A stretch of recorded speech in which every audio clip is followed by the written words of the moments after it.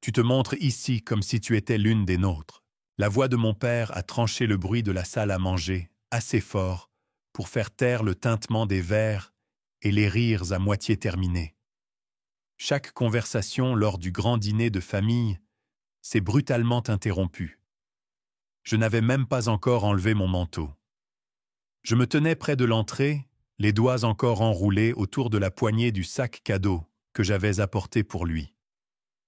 Des boutons de manchette personnalisés gravés des initiales JG. Ils étaient toujours dans ma main. Avant de commencer, laissez un commentaire pour nous dire d'où vous venez et de quelle ville vous regardez nos vidéos. Et après avoir regardé toute la vidéo, n'oubliez pas de nous dire ce que vous feriez dans cette situation. Soyez honnête. Dites-le-moi dans les commentaires ci-dessous. Nous lisons chaque commentaire. Commençons. Tu n'étais pas invitée, Olivia, continua-t-il froidement en se levant de sa chaise au bout de la longue table en acajou. Son ton me fit hérisser les poils sur les bras. Ce dîner est pour la famille. Le mot a résonné comme une gifle à lui tout seul. Je suis de la famille, dis-je ma voix calme mais ferme. Il rit un son amer et haletant. Tu l'étais autrefois avant de tout jeter par-dessus bord, avant de faire honte à ce nom. Je balayais la table du regard. Ma belle-mère qui souriait d'un air suffisant derrière son verre de vin. Mes cousins qui échangeaient des regards comme s'ils assistaient à un drame judiciaire. Ma tante qui baissa rapidement les yeux sur son assiette, comme si elle ne me connaissait pas. Je n'ai pas fait honte à cette famille, dis-je lentement. Je n'ai simplement pas joué votre jeu. Tu as épousé un soldat et tu t'es enfui, lança Rachel d'un ton sec en repoussant sa chaise. Pas de diplôme d'une grande université, pas de poste en entreprise, juste des uniformes et des chèques de paie du gouvernement. Tu as quitté ceci pour cela. Ma prise se resserra sur le sac cadeau. Je n'aurais pas dû venir. J'aurais dû m'en douter. Mais une partie de moi croyait encore que peut-être, juste peut-être, ils avaient changé. Que mon père me regarderait et verrait encore sa fille, et non une déception. Tu aurais dû rester parti, dit-il, parce que te présenter ici ce soir sans y être invité n'est qu'une autre source d'embarras.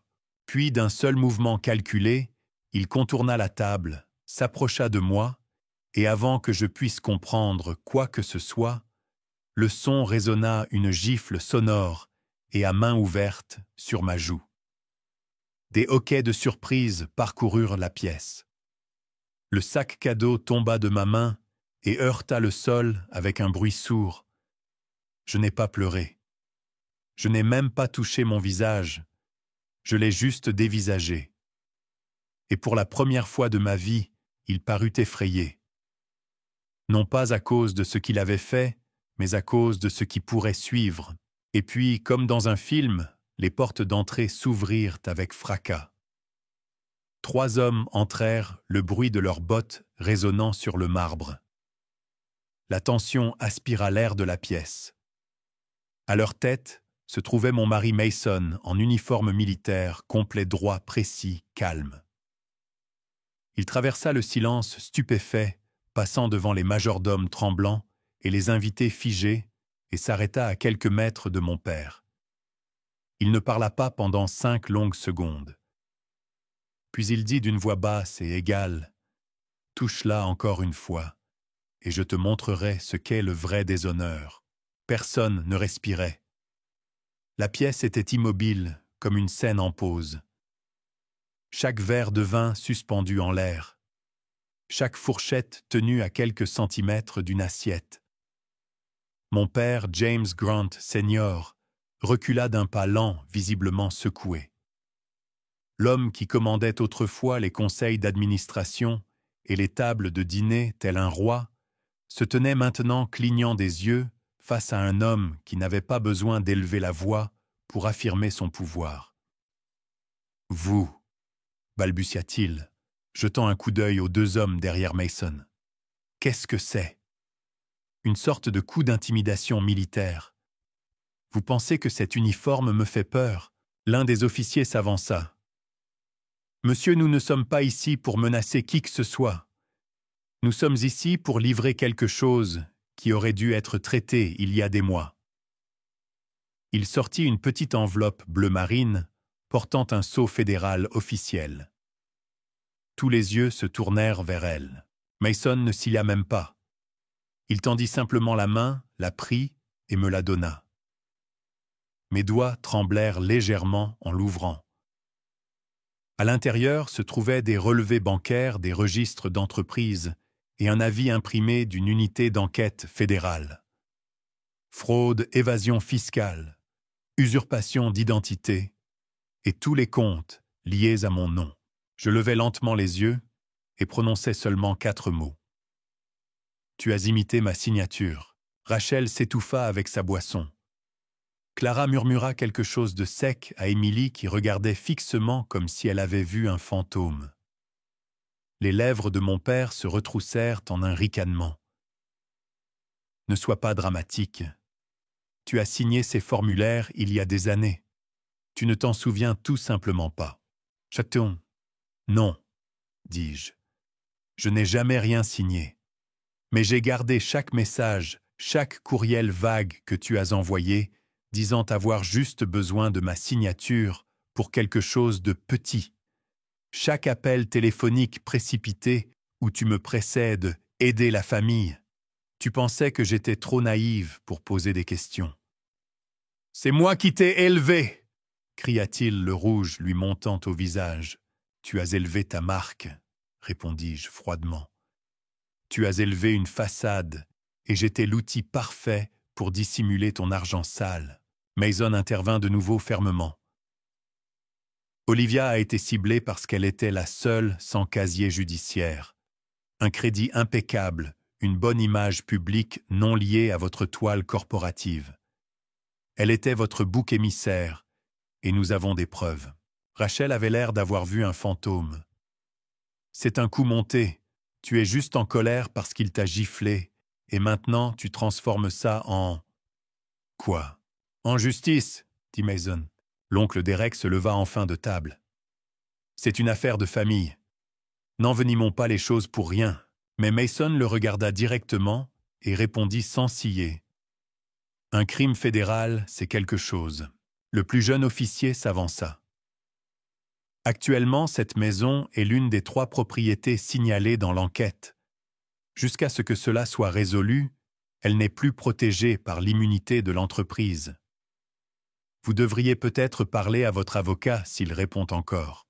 Et c'est là que Rachel perdit son sang-froid. Elle se précipita vers mon père et murmura avec urgence. « Tu avais dit qu'il n'avait rien. Tu m'avais dit que nous étions en sécurité. » Le visage de James était devenu blême. Il ne répondit même pas. Je m'avançai vers la table et ramassai doucement le sac cadeau que j'avais laissé tomber plus tôt. Les boutons de manchette à l'intérieur n'avaient même pas bougé. « Je suis venu ici ce soir pour te donner une chance, » dis-je doucement. « Pour célébrer ton anniversaire, pour voir s'il restait quelque chose entre nous. Mais tout ce que j'ai trouvé, c'est la même cruauté que j'ai laissée derrière moi. »« Tu penses que le monde s'en souciera ?» lança-t-il, sa voix montant en désespoir. « Tu penses que tu vaux mieux que nous maintenant parce que tu as épousé un soldat et que tu vis dans un appartement quelconque près de Fort Bragg. Je pense, dis-je calmement, que je suis enfin libre de toi. » Et puis, devant tout le monde, Mason tendit la main, prit la mienne et embrassa doucement ma joue meurtrie. Le geste n'était pas dramatique. Il était rassurant, réel. Il disait tout sans avoir besoin de mots. Et je le vis alors dans les yeux de mon père, pas de culpabilité, pas de chagrin, mais de la peur. Parce que pour la première fois de sa vie, il n'avait aucun contrôle sur moi. Et je n'étais plus sa petite fille. J'étais la femme qui avait apporté la vérité dans sa maison et en était sortie selon ses propres termes. Alors que Mason et moi nous tournions vers la sortie, la voix de Rachel hurla derrière nous. « Tu ne peux pas partir comme ça. Tu n'as pas le droit de réduire cette famille en cendres et de t'en aller. Je m'arrêtais, me retournais, non pas parce que sa voix importait, mais parce que je voulais qu'elle se souvienne de mon visage. Calme, inébranlable, vivante. Cette famille était déjà en train de brûler, dis-je d'un ton égal. Vous n'avez simplement pas senti la fumée. Le silence revint plus froid qu'auparavant. L'oncle Derek se leva brusquement. James, est-ce que tout cela est vrai? Mon père ouvrit la bouche, puis la referma, sa mâchoire tendue et tressaillant comme s'il mâchait des clous. Jason, mon cousin, qui se pavanait toujours comme s'il dirigeait l'entreprise familiale, rit nerveusement. C'est probablement un malentendu, un problème de paperasse. Ces types de l'armée exagèrent tout. Je suis sûr qu'il n'y a pas de véritable... Il y en a assez, interrompit Mason. Assez pour geler les actifs, assez pour signaler 3 générations de transactions, assez pour impliquer tous ceux qui savaient. Le coup porta. Même Rachel se rassit. Vous ne pouvez pas geler la maison, siffla-t-elle à mon père. Mon nom est sur l'acte de propriété. Pas seul en tout cas, dis-je en sortant une deuxième enveloppe. J'étais restée silencieuse pendant des années. Je les avais laissés écraser ma voix, mes choix, même mon parcours professionnel. Mais après que Mason et moi avons découvert ce que mon père avait fait, utilisant mon identité irréprochable pour blanchir de l'argent par le biais de fiducies immobilières, je suis retourné en arrière et j'ai tout fouillé. Tout. Il s'est avéré que mon nom figurait toujours légalement sur cette maison provenant d'une fiducie que ma défunte mère avait établie avant de mourir, une que mon père n'aurait jamais pensé que j'examinerais. Donc, techniquement, il vivait dans ma maison. La pièce sombra dans le chaos. « Tu mens, marmonna Rachel. »« Elle bluffe, ricana Jason. C'est impossible. »« Vérifiez les registres du comté, dis-je en soutenant leur regard. Ils sont publics. Clara vérifia sur le champ, son téléphone tremblant dans sa main. Ses yeux s'écarquillèrent. C'est vrai, murmura-t-elle. Olivia est la copropriétaire. La voix de mon père se fit basse rauque. Tu n'as pas le droit de me prendre ça. Ce n'est pas moi, dis-je. Tu l'as abandonné le jour où tu as imité ma signature. Puis Mason s'avança à mes côtés et ajouta « Et maintenant, le gouvernement prend le reste. » C'est là que tout a éclaté. Jason sortit en trombe. Rachel se mit à crier dans son téléphone, essayant déjà de joindre son avocat. Tante Lorraine pleurait doucement derrière sa serviette. Et mon père, il était simplement assis comme un homme, réalisant que pour la première fois, aucune richesse, aucun charme, aucune domination ne pouvait le sauver. « Je suis prête, » dis-je doucement à Mason. Il hocha la tête. « La voiture nous attend. » En sortant, en passant devant le couloir de marbre où je jouais avec des blocs de bois quand j'étais petite, en passant devant les portraits de famille où mon visage était toujours légèrement flou ou coupé sur le bord, je ne ressentis rien. Pas de douleur, pas de nostalgie, juste la paix. Et puis le coup de grâce ne vint pas de moi, mais du jeune officier qui était resté derrière. Il se tourna vers la pièce stupéfaite et dit clairement « Un ordre de gel officiel est maintenant en vigueur. Cette maison est sous examen fédéral. Nous vous recommandons de rassembler vos affaires et d'évacuer les lieux sous 48 heures. » Et ce fut tout. Ils restèrent tous assis en silence alors que la porte se refermait derrière moi. Ils n'avaient aucune idée que je planifiais cela depuis des mois. Ils me croyaient faible, oublié, jetable. Mais la fille dont ils se moquaient avait disparu. Et la femme qu'ils avaient essayé d'effacer, elle a simplement tout repris. La pluie avait commencé à tomber légèrement lorsque nous atteignîmes la voiture. Mason m'ouvrit la portière sans un mot et je me glissai sur le siège passager, expirant le poids de toute une histoire que je n'avais pas demandé à porter.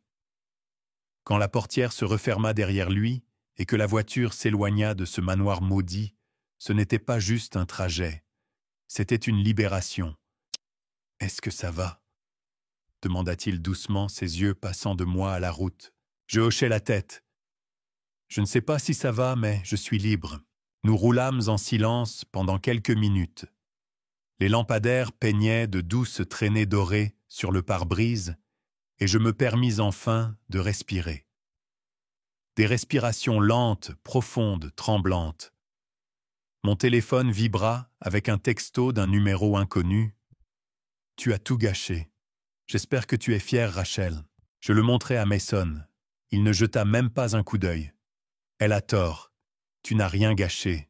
Tu l'as mise au jour. » Je me penchai en arrière sur le siège. Je ne voulais pas de vengeance. Je voulais du respect, mais je suppose que les deux étaient toujours liés dans leur monde. Il tendit la main et entrelaça ses doigts avec les miens. « Tu ne t'es pas battu par ego. Tu t'es battu parce que tu en avais assez de les laisser réécrire ta valeur. Cette nuit-là, je dormis sans peur pour la première fois depuis des années. » Le lendemain matin, les médias s'emparèrent de l'affaire. Non pas parce que j'avais fait fuiter quoi que ce soit, mais parce que Rachel n'avait pas pu s'en empêcher. Elle essaya de monter une histoire sur les réseaux sociaux, me qualifiant de fille ingrate, m'accusant d'avoir mis en scène une théâtralité militaire pour causer un embarras familial. Elle a même posté une photo floue de Mason en uniforme, comme si elle pouvait discréditer un officier décoré avec des hashtags. Ce à quoi elle ne s'attendait pas? Les documents. Nous avions déjà tout remis à l'équipe juridique et l'avions transmis à un journaliste d'investigation discret en qui nous avions confiance, quelqu'un qui tournait autour des pratiques commerciales corrompues connaît. De mon père depuis des années, en attente d'une piste. Et maintenant, ils en avaient une. L'article parut le lendemain. En première page, en version numérique et imprimée. Titre trahi par le sang. Comment un patriarche de famille a utilisé sa fille comme bouclier financier. En quelques heures, les investisseurs se retirèrent de la société de mon père. 3 membres du conseil d'administration démissionnèrent. Son nom fut mis sur liste noire par 2 consortiums immobiliers et une alliance commerciale internationale. Je n'eus pas à lever le petit doigt. La vérité fit le plus gros du travail. Ce n'était pas seulement financier. Les gens commencèrent à parler. Tante Lorraine m'envoya un message d'excuse. Clara envoya une note vocale en pleurant.